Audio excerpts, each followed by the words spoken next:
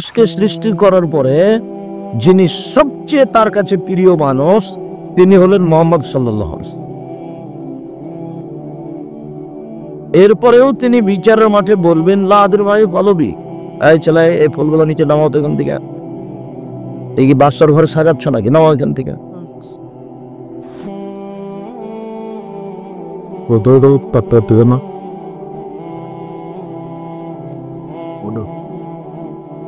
আমার আফসোস হয় যে রাসূল সাল্লাল্লাহু আলাইহি ওয়াসাল্লাম বলেছেন আমার উম্মত মদ খাবে নাম দিবে অন্য, এই কথা বলেছেন, কিন্তু জুয়ার ব্যাপারে কোনো রূপক কথা বলেননি। প্রত্যেক যে খেলাতে টাকার হারজিত রয়েছে সেটাই জুয়া। মদের ব্যাপারে বলেছেন যে আমার উম্মত মদ খাবে তবে নাম দিবে অন্য, তার মানে মদ খাবে কিন্তু মদ নাম দিয়ে খাবে না। যখন মদ নাম দিয়ে খাবে না, অন্য নামে খাবে, তখন সব আলেম সেটা বুঝতে পারবে না, তখন কেউ বলবে ওটা হালাল, কেউ বলবে এটা হারাম। কিন্তু জুয়ার ব্যাপারে তিনি কিছু বলেননি, তবে দুইটাই শব্দ পাশাপাশি উল্লেখ করেছেন। জুয়া, প্রত্যেক যে খেলাতে টাকার হারজিত রয়েছে সেটাই হলো জুয়া। বর্তমান পৃথিবীতে এই ফুটবল আন্তর্জাতিক খেলা যেটা চলছে এটা পৃথিবীতে সবচেয়ে বড় জুয়া। যেটা এখন চলছে এটা যদি জিবরাইল আর মেকাইল দুইজন খেলেন আর কাবা ঘরে খেলেন তবু হারাম। এদিকে একদিকে জিবরাইল আলাইহিস সালাম আর একদিকে মেকাইল দুইজনে খেলছেন, এটা খেলছেন কোথায়? কাবা ঘরে, তবু হারাম। এই জুয়া যদি না হারাম হয়, এই খেলা এইটা যদি জুয়া না হয়, তাহলে পৃথিবীতে জুয়া কোনটা? এই খেলা পিছনে কত billion billion crore crore trillion trillion dollar খেলা খরচ আছে তা মানুষ জানে না। এর পিছনে কত পুরুষ নারী নগ্ন হয়ে নাচছে, হাততালি দিচ্ছে, তার হিসাব মানুষের কাছে নেই। একে হিসাব করে কত মানুষের ভিতরে দ্বন্দ্ব, পরস্পর খেলতামাশা, হাসি, গরু জবাই, ঘর বাড়ি তৈরি করে দেওয়া, তার কোনো হিসাব না। ওর বাপের টাকা দিয়ে খেলোয়াড়দের ঘর তৈরি করে দিবে, ওর বাপ ভিক্ষা করে টাকা জমা করে রেখেছে। বাদশাহ শাহজাহান বইয়ের কবর তৈরি করেছেন 8 কোটি টাকা দিয়ে, সেদিন আগ্রার তাজমহল বাপের টাকা দিয়ে কবর তৈরি করে রেখেছে। মানুষের বাড়িতে কাজ করে বাপ টাকা জমা করে রেখেছিল, সেটা দিয়ে কবর বানালছে। বিচার যেদিন হবে সেদিন সবাইকে দিতে। এই খেলার সাথে কোটি কোটি মানুষ হাততালি দিচ্ছে খেলার সাথে, এবং কোটি কোটি মানুষের বাড়িতে পতাকা চলছে। আর তুমি যে ব্রাজিল এবং আর্জেন্টিনার পতাকা দিয়েছো বাড়িতে, তুমি কি আসলে জানো যে ওকে? তুমি কি আসলে জানো? তোমাকে আমি পশু প্রাণী বলি, কিন্তু অনেক সময় আমার অন্তর ধাক্কা খাই। কিন্তু যখন আমি তোমাকে দেখি যে আর্জেন্টিনার পতাকা তোমার বাড়িতে, তখন তুমি যে গরু ছাগল পশু প্রাণী, এটা আমাকে বুঝতে একটু ভারী হবে। আর্জেন্টিনার ব্রাজিল মানে হলো, এ তোমার নবীকে বলেছে ভুয়া নবী। আল্লাহ বলছেন যে লান্তার জাহান কাল ইয়াহুদান নাসারা, মুহাম্মদ আপনাকে ইহুদি খ্রিস্টান কখনো মানবে না, কোনো দিন মানবে না। আপনি নিজেই ইহুদি হয়ে যান তাহলে মানবে, আপনি নিজেই বলেন যে আমি খ্রিস্টান তাহলে মানবে। এটা আল্লাহ বলছেন। তোমাকে যদি পায়ে পতাকা চালাক, তোমাদের বাড়িতে ব্রাজিলের পতাকা আছে, তোমার মোটর সাইকেলের সামনে ভিজে, তোমার সবকিছু এখন ব্রাজিলের পতাকা অনুযায়ী। তোমাকে যদি পাও তো পায়খানা থেকে 2 বালতি পায়খানা তুলে তোমার মাথায় দিয়ে দেবে, দিয়ে বলবে ঠিক করেছি। খুশি তো তোমার, তার খুশির কোনো শেষ থাকবে না। তুমি ওকে চিনো না, ওর নাম ইহুদি, ওর নাম খ্রিস্টান, ওর নাম ইহুদি, ওর নাম খ্রিস্টান। তোমাকে যদি পাইতো তোমার মুখের উপরে মারবে লাথিয়ে করে, এবারে পা ঢুকে দিবে তোর মুখের ভিতরে। তোমার নবীকে বলে ভুয়া নবী। আমি ও দিয়ে তুমি ফেলে দিলে আমি ওকে পেশাব করে দেবো পতাকাতে। বেটা ফাইজলামি করো, তুমি মূর্খ, তোমার বাপ মূর্খ, তোমার জাতি মূর্খ। তোমাকে আর তোমার বাপকে যদি মূর্খ তো রং করতে না পারি দাদা, আমি আর বক্তব্য তোমার চলে গেলাম, আর জীবনে কোনোদিন আসবো না জাতির সামনে। তুমি মূর্খ, তোমার বাপ মূর্খ, তোমার বংশ তোমার জাতি মূর্খ। তোমাকে কবর দিতে এসছি। সাহস থাকলে দাঁড়াতে বলো তোমার বাপকে, সাহস থাকলে তুমিও দাঁড়াও। তোমার নবী হলো তার কাছে ভুয়া নবী। এক সেকেন্ডের জন্য তোমার নবী কেউ মানেনি, এক সেকেন্ডের জন্য, এক সেকেন্ডের জন্য। আল্লাহ বলছেন মানেনি, বলছে এই নবী হয়তো আমাদের থেকে হবে। নবী হলো আমাদের ঈসা, আমাদের মুসা নবী। এ কেন? এ মানে যুদ্ধের জন্য প্রস্তুতি নেওয়া, এইটা খেলা যায়। তা দিবা হবে এমরাতে, স্ত্রীর সাথে খেলা, যুদ্ধের প্রশিক্ষণ নেওয়া, এই তিনটে খেলা যায়। এছাড়া পৃথিবীতে সব খেলাকে আল্লাহর নবী বাতিল বললেন, না যায়, হারাম বললেন। তিনি নিজে তার স্ত্রীর সাথে খেলায় প্রতিযোগিতায় নেমেছেন। একদিন স্ত্রীর সাথে দৌড়ালেন, তাতে আয়েশা হয়ে গেলেন জয়ী আর তিনি হলেন পরাজয়ী। আরেকদিন অনেকদিন পরে দৌড়ালেন, তখন আয়েশা রাদিয়াল্লাহু তাআলা আনহা হলেন পরাজয় আর মুহাম্মদ সাল্লাল্লাহু আলাইহি ওয়াসাল্লাম হয়ে গেলেন জয়ী। প্রতিযোগিতা। আবার আল্লাহ রাসূল বলছেন, মাল্লাইভাবে নারদেশির ফাকাদ আদখালা ইয়াদাহু ফি দামে খিনজির।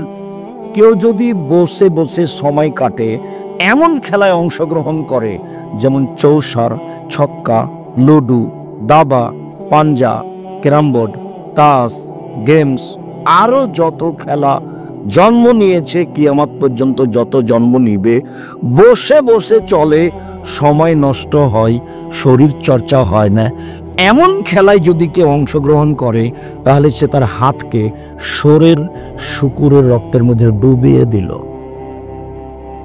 হাদিস মুসলিম। চৌসার, ছক্কা, লুডু, দাবা, পাঞ্জা, ক্যারাম বোর্ড, তাস, গেমস, যত খেলা আছে, এসব খেলায় যে অংশগ্রহণ করে, সে তার হাতকে শরীর শুকুরের মধ্যে রক্তের মধ্যে ডুবিয়ে দিল। তুমি যদি আসলেই মুসলমানের বাচ্চা হও, তোমার যদি গায়ে রক্ত থাকে, তাহলে আজকে গিয়ে ব্ল্যাক বোর্ডটার উপরে লাথি মেরে কি ভেঙে ওকে আগুন দিয়ে জ্বালিয়ে দিয়ে ঘুমাবা। আর যদি না করো, তাহলে তুমি বলবে যে আমি মুনাফেক, আমি বক্তব্য শুনি মানি না। বলবে যে আমি মুনাফেক। সকালে হাঁটবার বলবে আমি মুনাফেক, আমি বক্তব্য শুনি মানি না। এ পাড়া থেকে ওই পাড়া যাবে আর বলবে আমি মুনাফেক, আমি বক্তব্য শুনি আমি মানি না, আমি মুনাফেক। এভাবে বলবা। হিন্দুতে আসেনি, তুমি তো এসেছ। যদি আমি হিন্দু কাজটা বলেছি, আমি যখন কোনো জায়গাতে যাবো তখন হিন্দুও যেন আসে, আমি তার কিছু না কিছু উপকার করবই করবো ইনশাল্লাহ। বিশ্বাস করো আল্লাহর কসম, বিশ্বাস করো আল্লাহর কসম, আমি 32 বছরে কোনোদিন অপ্রয়োজনীয় বাক্য বলিনি। 32 বছরে আমি কোনোদিন কেসা কাহিনী বলিনি। 32 বছরে আমি কোনোদিন সরকার বিরোধী বক্তব্য দিইনি। 32 বছরে আমি কোনোদিন কারোর বিরুদ্ধে কথা বলতে যাইনি। 32 বছর আমি কোনোদিন মানুষের কাছে পথ খরচ পাতেও চাইনি। 32 বছর আমি কোনোদিন নিজের পরিচয় দিইনি। আমাকে যখন চাপ দিয়ে বলেছে যে বিজ্ঞাপন পোস্টারে কি লিখবো, তখন আমি বলেছি আমার নাম আব্দুর রাজ্জাক আর আমার বাপের নাম ইউসুফ, বাপ বেটা মিলে আব্দুর রাজ্জাক বিন ইউসুফ।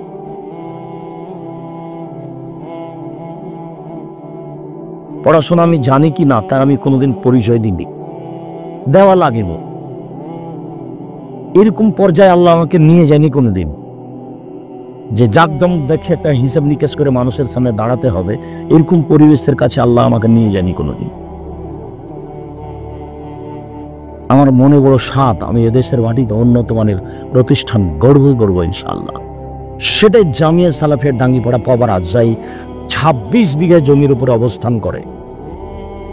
সেখানে একটা মসজিদ আছে 90% জমির উপরে, যার একতলাতে 3000 মানুষ সালাত আদায় করতে পারে, যার 4 তলার কাজ চলছে। আপনার বাড়ির পাশে যেটা জামিয়া সালাফিয়া ডাঙ্গিপাড়া পাওয়ার আছে, এখানে প্রায় 2000 ছেলে পড়াশোনা করে, 850-900 মেয়ে পড়াশোনা করে এখানে, যার সম্মেলন হচ্ছে 22-23 ডিসেম্বর। কোনো লোককে নামানো হবে না, কাউকে উঠানো হবে না। শিরক মুক্ত প্রতিষ্ঠান জামিয়া সালাফিয়া, বিদাত মুক্ত প্রতিষ্ঠান জামিয়া সালাফিয়া, দলমুক্ত প্রতিষ্ঠান জামিয়া সালাফিয়া, সংগঠন মুক্ত প্রতিষ্ঠান জামিয়া সালাফিয়া। একমাত্র আল্লাহকে সন্তুষ্ট করার জন্য নিঃস্বার্থপর প্রতিষ্ঠান জামিয়া সালাফিয়া, যেখানে প্রায় 250 জন শিক্ষক শিক্ষিকা আছে সব মিলে, যাদের প্রতি মাসে বেতন লাগে প্রায় 30 লক্ষ।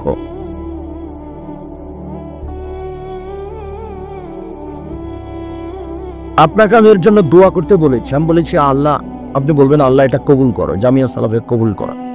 বাকি এদেশের প্রায় সব বড় বড় জেলায় জামিয়া সালাফিয়া খুলবো বলে আশা করছি ইনশাআল্লাহ, সময়ের ব্যবধান। জামিয়া সালাফিয়া ডাঙ্গিপাড়া পাওয়া রাজশাহী, জামিয়া সালাফের রূপগঞ্জ নারায়ণগঞ্জ ঢাকা, যেটা 51 বিঘা জমির উপর অবস্থান করে। জামিয়া সালাফের তেঘরা বিরল দিনাজপুর প্রায় 18 থেকে 20 বিঘা জমির উপর অবস্থান করে। জামিয়া সালাফের 6 মাইল বাবুগঞ্জ বরিশাল, এগুলো চলমান প্রতিষ্ঠান। আরও ফরিদপুর, নোয়াখালী, বিভিন্ন জেলা, চট্টগ্রাম, এসব ডিস্ট্রিক্টে করবো বলে সময় কাটাচ্ছে ইনশাআল্লাহ। জমিও প্রায় রেডি। আমি আপনার কাছে দোয়ার দরখাস্ত রেখেছি। ছেলে মেয়েদের উন্নত মানের শিক্ষা দিয়ে অন্যায়ের বিরুদ্ধে লড়বো, মুখে কলমে মিডিয়াই।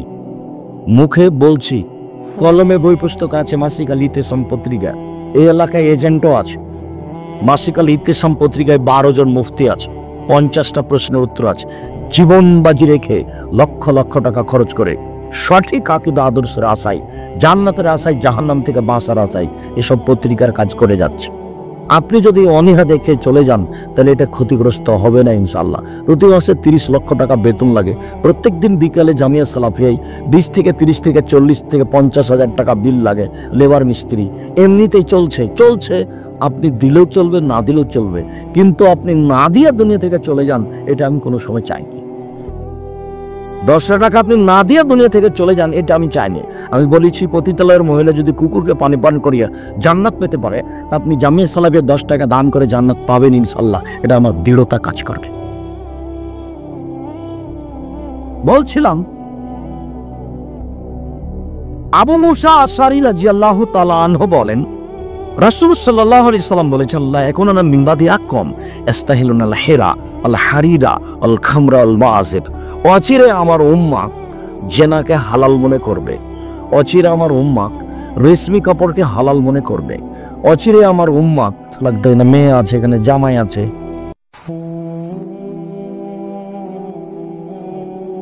আল্লাহ রহম করো। আপনি আমার দিনী ভাই, আপনি আমার দিনী বোন। আপনাকে আমি 1 মিনিটের জন্য কষ্ট দিতে আসি না, আপনাকে আমি অনেক ভালোবাসি। আপনি নিজের বিবেচনা নিজের কাছে করুন। মানুষ কিন্তু মানুষ পশু নয়। আল্লাহ মানুষকে পশু বলেননি, বলেছেন পশুর মতো। বুঝে না ওরা অন্তর আছে, বুঝে না। দেখে না ওরা চক্ষু আছে, দেখে না। শোনে না ওরা কান আছে, শোনে না। উলাইকা কালানাম, তারা পশু প্রাণীর মতো, তারা গরু ছাগলের মতো, তারা কুকুর শ্রেণীর মতো, বালু মাজাল বরং তার চেয়ে খারাপ। মতো বলছেন, বলেননি যে কুকুর শ্রীগাল। কেন? কুকুর শ্রীগাল কোনোদিনই পরিবর্তন হতে পারবে না, মানুষ পারে। মুআয ইবনে জাবাল রাদিয়াল্লাহু তাআলা আনহু বলেন, রাসূল সাল্লাল্লাহু আলাইহি সাল্লাম বলেছেন, পৃথিবীর মানুষ শুনে রেখো, ইন্নাল হাযাল আমরা বাদা নবুওয়াতুর রাহমা। নেতৃত্ব শুরু হয়েছে নবী দিয়ে ও দয়া দিয়ে। নবীর নেতৃত্ব চলেনি আল্লাহর দয়া ছাড়া। সুম্মা ইয়াকুনু খেলাফাতান রাহমা, তারপর নেতৃত্ব শুরু হয় খেলাফাত দিয়ে ও দয়া দিয়ে। উমারের নেতৃত্ব চলে না আল্লাহর দয়া ছাড়া। সুম্মা মুলকান আজুজান, এরপর নেতৃত্ব শুরু হয় জোরজার মুল্লুকতার। এরপর নেতৃত্ব শুরু হয় জোরজার মুল্লুকতার। সুম্মা ইয়াকুনু জাবরিয়াতান ওয়াতুনা ফাসাদান ফিল আরজি, এরপর নেতৃত্ব শুরু হবে জোর করে, পিটিয়ে, মানুষকে হত্যা করে। যে কোনো মূল্যে মানুষ নেতা হবেই। তখন তাদের 4টা স্বভাব হবে। 1, ইস্তাহিলুনাল হারিরা, এরা রেশমি কাপড় হালাল মনে করবে, বিছানে মকমল চাদর থাকবে।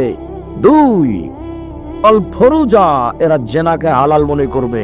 3, আল খুমরা, মদকে হালাল মনে করবে। 4, ইরজাকু আলাইহিম, দিন ধনী হয়ে যাবে, টাকা পয়সার অভাব থাকবে না, ব্যাংক ব্যালেন্স সব তাদের, কোনো চিন্তা নেই। ওয়ায়ুরজাকু আলাইহিম ইনসুরুনা, তাদের সাহায্য করা হবে। এই 4টা স্বভাব হবে তাদের। ক্ষমতার ভিত্তিতেই টাকা উপার্জন করবে। ক্ষমতা মানে টাকা, আসলে ক্ষমতা মানে নিঃস্ব হওয়া, দেউলিয়া হয়ে যাওয়া। কেন? যেটুকু নিজের ছিল সেটুকুকে জনগণকে দিলাম, আর যা সরকারি ভাবে ছিল সেটুকুকে জনগণকে দিলাম। যখন নেতৃত্ব শেষ হয়ে গেল, তখন আমি নিঃস্ব হয়ে গেলাম। তার নাম নেতৃত্ব। যখন উসমান খলিফা হলেন রাদিয়াল্লাহু তাআলা আনহু, তিনি বলছেন সৌদি আরবের মাটিতে, এই বিশাল ভূখণ্ডে উসমানের চেয়ে কোনো ধনী মানুষ ছিলেন না গোটা সৌদি আরবে। তারপরে যখন নেতৃত্ব ছেড়ে দিতে হলো, শহীদ হওয়ার সময় চলে আসলো, তখন তিনি বললেন যে হজ করতে যাওয়ার জন্য একটা উট আছে, আর কিছু নেই। অথচ সৌদি আরবে সবচেয়ে বড় ধনী, হজ করতে যাওয়ার জন্য একটা উট আছে। আর এখন যারা নেতা হচ্ছে তাদের দেখবেন গাড়ি বাড়ি ঢাকায় এখন ওরা আছে। আল্লাহ নবী বলছেন যে জোর করে নেতা হবে তখন চারটা স্বভাব হবে তার। এক, রেশমি কাপড় থাকবে তার। দুই, জেনা থাকবে তার। তিন, মদ থাকবে তার। চার, টাকা থাকবে তার। চারটা। আবু হুরায়রা রাদিয়াল্লাহু তাআলা আনহু বলেন, রাসূল সাল্লাল্লাহু আলাইহি ওয়াসাল্লাম বলেছেন, ইন্না মিন আসরাতি সা, নিশ্চয় কিয়ামতের লক্ষণ, এর ফলে এক, বিদ্যা উঠে যাবে। দুই, অয়কসরাল জাহেল, মূর্খতা বেড়ে যাবে। তিন, অয়কসরা জেনা বেশি হয়ে যাবে। চার, অয়কিলার রিজাল, পুরুষ কমে যাবে। পাঁচ, অয়কসরা নিসা, মহিলা বেশি হয়ে যাবে। হাত্তা ইয়াকুনা খামসিনা ইমরাল কাইমুল ওয়াহিদ, একজন পুরুষের অধীনে থাকবে 50 জন নারী। 50 জন, এটা 50 নয়, একজন পুরুষের অধীনে শত হাজারো নারী থাকবে, সব জেনার সম্পর্ক থাকবে। এইখানে এই বৈঠকে এমনও কত যুবক আছে যার শত নারীর সাথে জেনার সম্পর্ক আছে। রাসূল সাল্লাল্লাহু আলাইহি সাল্লাম বলেন, আইনানে তাজনিনে জেনা হুমান নাজর, দুই চোখের জেনা হচ্ছে চোখ দিয়ে দেখা। অলোজনানে জেনা হল ইস্তেমা, দুই কানের জেনা হচ্ছে কান দিয়ে শোনা। অলিয়াত জেনা হাল বাদশ, হাতের জেনা হচ্ছে হাত দিয়ে ধরা। আর রিজল জেনা হাল মাসি, পায়ের জেনা হচ্ছে পা দিয়ে চলা। জেনাল কালব কাত মানে তাস্তাহি, অন্তরের জেনা হচ্ছে পরিকল্পনা করা। জেনাল লিসানে মুতক, জিহ্বার জেনা হচ্ছে কথা বলা। এগুলি সব জেনা। আপনি আমার দিনী ভাই, এই ছেলে তোমাকে বলছি, শোনো, তুমি একটা কথা মনে রেখো। দেখো, মোবাইলে যেসব মেয়েকে তুমি দেখছো এর কিন্তু বিচার হবে। আল্লাহ এমন সত্তা যে তোমার এটা কেউ দেখতে পায় না, কিন্তু আল্লাহ দেখতে পান। আর যেদিন বিচার হবে সেদিন সবাই দেখতে পাবে। কেন? বিচারের চারটা পদ্ধতি। বিচারের চারটা পদ্ধতি। এক, সবার হাতে খাতা দেওয়া হবে, আরবি ভাষাতে থাকবে লিখা। তুমি আরবি জানলেও পড়তে পারবা, না জানলেও পড়তে পারবা। দেখবে আর বলবে, মালে হাজাল কিতাব লাইবাদের সাগিরাতান কবিরা, কি আশ্চর্য ধরনের বই, জীবনের ছোট কথা লেখা আছে, বড় কথা লেখা আছে। আপনি আরবি পড়বেন আর বলতে পারবেন, তার মানে সব পাপ আপনাকে নিজে পড়তে হবে, নিজে আবার পড়তে হবে বিচারের মাঠে। দুই, সব পাপ দেখতে পাবেন। আল্লাহ বলছেন, মিসকাল যারাতিন খাইরা ইয়ারা, মিসকাল যারাতিন শাররা ইয়ারা, বিন্দু মাত্র যদি পাপ করে থাকেন সেটা আপনি দেখতে পাবেন। দেখার পদ্ধতি আল্লাহ রাসূল বলছেন, এনজুরু আইমানা মিনহু, সে তার ডান দিকে লক্ষ্য করবে। ফায়ারা মা কাদ্দামা মিন আমালিহি, পুরো জীবনের সব কর্ম দেখতে পাবে ডান দিকে তাকানোর সাথে সাথে। সুম্মা ইয়ানজুরু আসমা মিনহু, তারপর বাম দিকে লক্ষ্য করবে। ফায়ারা মা কাদ্দামা মিন আমালিহি, পুরো জীবনে যা করেছে সবকিছু বাম দিকে দেখতে পাবে। তার মানে আপনাকে দেখানো হবে সে পাপ। পৃথিবীর সব মানুষকে তার পাপ নাকি দেখানো হবে। এটা হলো 2 নম্বর পদ্ধতি। 3 নম্বর পদ্ধতি হলো এই যে মাটি কথা বলবে, ইয়ামাইজুন তুহাদ্দিসু আখবারাহা, মাটি টপ টপ টপ টপ করে কথা বলবে আপনি কি অন্যায় করেছেন, সব বলে দিবে মাটি। 4, হাত কথা বলবে আপনি কি করেছেন, সব কথাগুলি হাতে টপ টপ টপ টপ করে বলবে। যখন হাতের বলা শেষ হবে তখন পায়ে বলবে তুমি ঠিক বলছো। মনে থাকবে না মনে হয়? মানুষকে অপরাধী প্রমাণ করার কয়টা পদ্ধতি? 4টা। সম্মানিত দিনী ভাই বোন, আমরা আপনাকে আন্তরিকভাবে আজকের অতি অল্প সময়ের বক্তব্যে যেটা আমি জোরালোভাবে অনুরোধ জানিয়েছি সেটা আপনি মনে রাখবেন। আমার নাসিহাতে 4টা কথা মনে রাখেন। 1, 5 ওয়াক্ত সালাত, কোনোদিন 5 ওয়াক্ত সালাত থেকে দূরে থাকিয়েন না। 2, হালাল রুজি, যেভাবেই হোক, চকলেট বিক্রি করা হোক, কাপড় বিক্রি করা হোক, দিন মজুরি করা হোক, হালাল রুজি। প্রতিদিন একটু কোরআন তেলাওয়াত, অন্তত ইখলাস প্রত্যেক দিন সকালে বা বিকালে সূরা ইখলাস 3 বার পড়বেন অন্তত, দিয়ে নিজেকে বলবেন যে আমি কোরআন মাজিদ পড়ি। আর যদি নিয়মিত কোরআন মাজিদ পড়তে পারেন ভালো, পড়েন। সূরা বাকারা যদি পড়তে পারেন তাহলে সূরা বাকারা আপনার পক্ষে বিচার মাঠে যুদ্ধ করবে, খুব তর্ক বিতর্ক লাগিয়ে দিবে আল্লাহর সাথে আপনার পক্ষে আপনাকে জান্নাতে নিয়ে যাওয়ার জন্য। সূরা বাকারা আর সূরা আলে ইমরান, আল্লাহ নবী বলছেন সূরা বাকারা পড়তে পারে না অলস মানুষ, সূরা বাকারা পড়তে পারে না অলস মানুষ, সূরা বাকারা পড়ে না যে তার বরকত হবে না, সূরা বাকারা পড়ে না যে তার বরকত হবে না, সূরা বাকারা পড়তে পারে না যে সে ক্ষতিগ্রস্ত হলো, সূরা বাকারা পড়তে পারে না যে সে ক্ষতিগ্রস্ত হলো। কোনোটাই যদি না পারেন তাহলে আপনার একটা কথা আপনাকে আমি মনে রাখার জন্য অনুরোধ জানাচ্ছি যে 4টা কর্ম যাদের কবরের শাস্তি হয় না। 1, জুমার দিন মারা গেলে কবরের শাস্তি হয় না। 2, শহীদ হলে কবরের শাস্তি হয় না।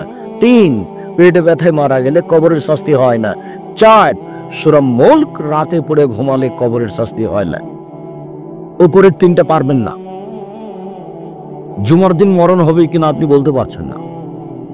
আপনি শহীদ কিনা, বাংলাদেশে তো সবাই শহীদ, তখন কে যে শহীদ তো বিচার মাঠে ধরা পড়বে।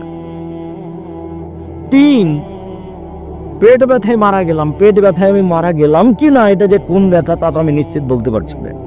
থাকলো সূরা মুলক। সূরা মুলকের 2টা সুবিধা, একটা হলো কবরের শাস্তি হবে না, বন্ধ। আর একটা হলো বিচারের মাঠে যতক্ষণ পর্যন্ত ক্ষমা না হবে ততক্ষণ পর্যন্ত সূরা মুলক আপনার পাশ থেকে যাবে না।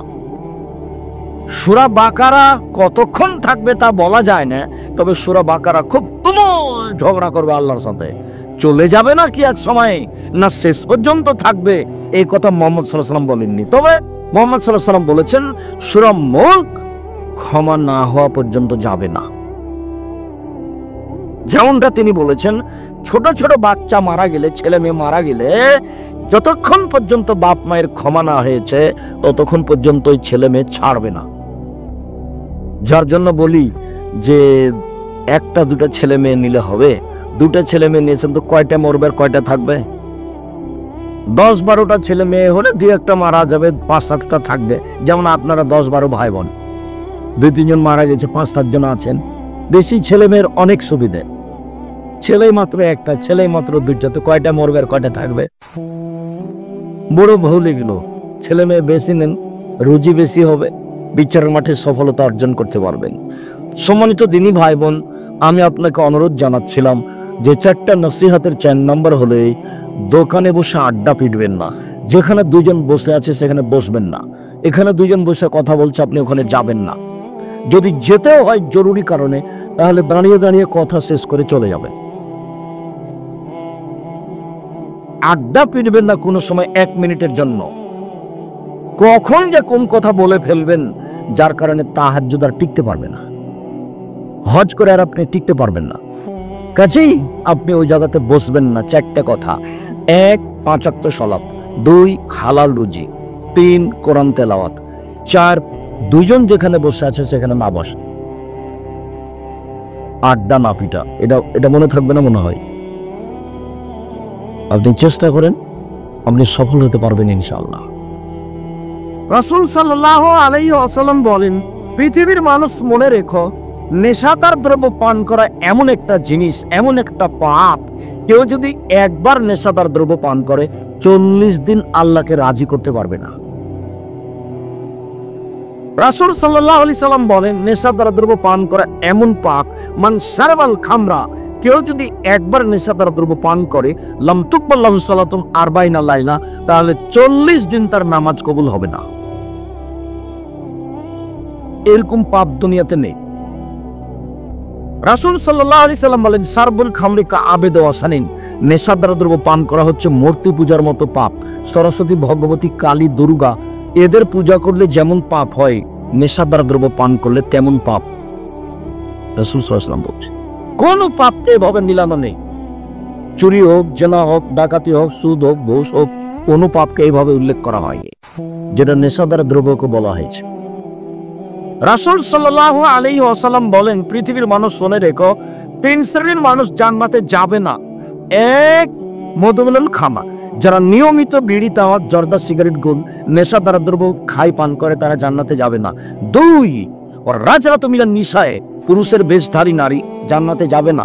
যারা পুরুষের জুতা স্যান্ডেল পরে, যারা পুরুষের শার্ট প্যান্ট পরে, যারা পুরুষের পোশাক পরে, যারা গেঞ্জি গায়ে দিয়ে চলে, ওরা জান্নাতে যাবে না। 3,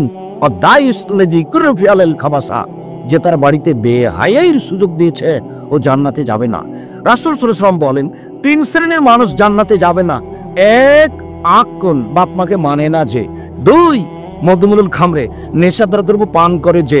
3, মুকাদ্দিবুল বিল কাদারে, ভাগ্যকে অস্বীকার করে যে ভাগ্যকে অস্বীকার করে সে জান্নাতে যাবে না। রাসূল সাল্লাল্লাহু আলাইহি সাল্লাম বলেন, 3 শ্রেণীর মানুষ জান্নাতে যাবে না। 1, আকল, বাপ মাকে মানে না যে। 2, মদ খায় যে। 3, মুসাব্বিকুন বিসসিহরি, জাদুকে বিশ্বাস করে যে। জাদু খেলাও হারাম, জাদু দেখাও হারাম। মোবাইলের অপর নাম জাদু। মোবাইলের অপর নাম কি? জাদু। পেশাব পায়খানা তো মানুষ মোবাইল নিয়ে যায়, পায়খানায় নিয়ে গেছে মোবাইল, আসলে এই জাদু। সম্মানিত দিনী ভাই বোন, রাসূল সাল্লাল্লাহু আলাইহি ওয়াসাল্লাম এই ব্যাপারে যে কথাগুলি বললেন, এইটা আমি আপনি যদি যথাযথভাবে মূল্যায়ন করি, তাহলে কিছু না কিছু ভালো ফল পাবো ইনশাআল্লাহ। সম্মানিত দিনী ভাই বোন, রাসূল সাল্লাল্লাহু আলাইহি ওয়াসাল্লাম বলেন, পৃথিবীর মানুষ তোমরা 3টা কাজ করো। 1, আতেমুল জাহিয়া, দুস্থ গরিব ফকির মিসকিনকে খেতে দাও। 2, উদুল আরিজা, অসুস্থ মানুষকে দেখতে যাও। 3, ফুকুল আনি, যারা বন্দী আছে জেল হাজতে, তাদেরকে মুক্তি করার চেষ্টা করো। বুখারী, মুসলিম। অত্র হাদিসের কথা 3টি আমি আপনাদেরকে জোরালোভাবে মেনে চলার অনুরোধ জানিয়ে কথার শেষের দিকে চলে আসলাম। রাসূল সাল্লাল্লাহু আলাইহি সাল্লাম বলেন, পৃথিবীর মানুষ তোমরা 3টা কাজ করো। 1, দুস্থ গরিব ফকির মিসকিনকে খেতে দাও। 2, অসুস্থ মানুষকে দেখতে যাও। 3, যারা জেল হাজতে বন্দী আছে তাদেরকে বের করার চেষ্টা করো। এটা আল্লাহ রাসূলের আদেশ। সম্মানিত দিনী ভাই বোন, আমি আপনাদেরকে 5 ওয়াক্ত সালাত আদায়ের অনুরোধ জানিয়ে, হালাল হারাম বেঁচে চলার অনুরোধ জানিয়ে, দোকানপাটে আড্ডা না পিটার অনুরোধ জানিয়ে, মানুষের সাথে জোর জুলুম করে জমি দখল না করার, মানুষের সাথে খারাপ আচরণ না করার অনুরোধ জানিয়ে আপাতত আজকের মতো কথা এখানে শেষ করছি। সবাই উপদেশ বইটে, সবাই উপদেশ তো বই নিবেন। আব্দুল্লাহর মিন্নাতুল বাড়ি এসেছিলাম পত্রিকা ছেড়ে কেউ যাবেন না। আর এটা একটা মাদ্রাসা আদায় করছিল, আপনারা জানেন। কেউ খালি হাতে যাবেন না, সম্ভবপর সহযোগিতা করে যাবেন। আর সালাতের উপরে বইটা নতুন বের হয়েছে, আমি যে আলোচনা করছিলাম সেটা উপদেশ বই আছে। আমি দিনী ভাই বোনকে উপদেশ বই সহ অন্যান্য যত বই আছে, বিশেষভাবে মাসিকা লিতেসাম পত্রিকার সব বইগুলি সংগ্রহ করার অনুরোধ জানাচ্ছি। কয়েকটা জিজ্ঞাসা।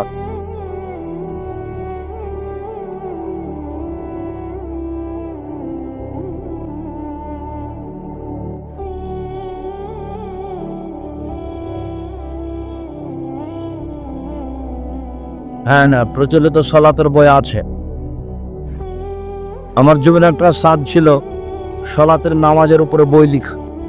ও হজের উপরে নতুন বই আছে, পোশাকের উপরে নতুন বই আছে, সালাতের উপরে নতুন বই আছে। বিকাশ কোম্পানিতে সার্ভিস কর্মী হিসেবে কাজ করি।